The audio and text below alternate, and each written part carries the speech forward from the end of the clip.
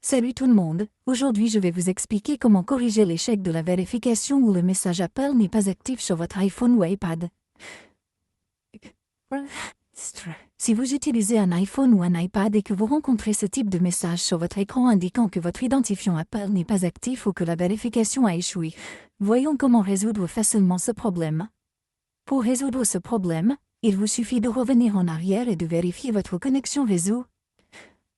Allez dans les paramètres ici et vérifiez que vous êtes connecté au Wi-Fi ou aux données cellulaires. Vous pouvez également essayer d'activer ou de désactiver le mode européen jusqu'à 4 ou 5 fois. Cela actualisera rapidement tous vos paramètres réseau. Retournez ensuite ici, allez dans la section générale et accédez à la gestion des appareils VPN. Assurez-vous que votre appareil n'est pas connecté à votre VPN. Si vous trouvez un VPN connecté ici, essayez de vous déconnecter avec celui-ci. Revenez ensuite en arrière et ici. Il vous suffit de rechercher l'option de mise à jour logiciel et d'essayer de faire une mise à jour logicielle sur votre iPhone ou iPad. Si vous avez une mise à jour logicielle en attente, essayez de la mettre à jour. Ensuite, sélectionnez cette option de date et d'heure. Assurez-vous d'avoir activé cette option pour régler automatiquement la date et l'heure. Après cela, vous devez revenir en arrière et redémarrer l'iPhone.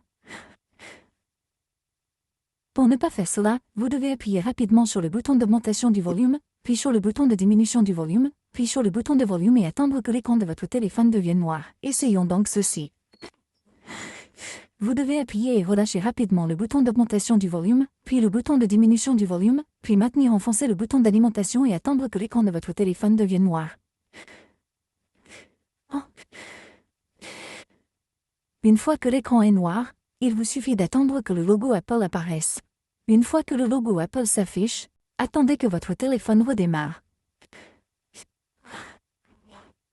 Après le redémarrage, il vous suffit de déverrouiller votre téléphone et de vérifier si votre problème est résolu ou non. Vous devez donc utiliser votre application Apple Store. Vous pouvez facilement l'installer depuis votre App Store ou utiliser Apple Store Web. Et ici, vous devez sélectionner l'option iPhone ici. Sélectionnez donc cet iPhone ici. Et après cela, recherchez simplement l'option plus. Sélectionnez ensuite l'App Store. Et à partir de là, vous n'avez plus qu'à attendre que cela se charge. Appuyez ensuite sur Obtenir plus d'aide. Appuyez maintenant sur Appelez-nous. Après cela, vous trouverez un numéro de téléphone. Chaque fois que vous souhaitez parler, vous devez simplement composer ce numéro de téléphone et vous serez mis en relation avec un membre de l'équipe d'assistance Apple. Vous pouvez discuter de votre problème et obtenir une aide officielle de leur part. Après cela, votre problème sera résolu. Merci beaucoup d'avoir regardé la vidéo. En attendant la prochaine vidéo, au revoir.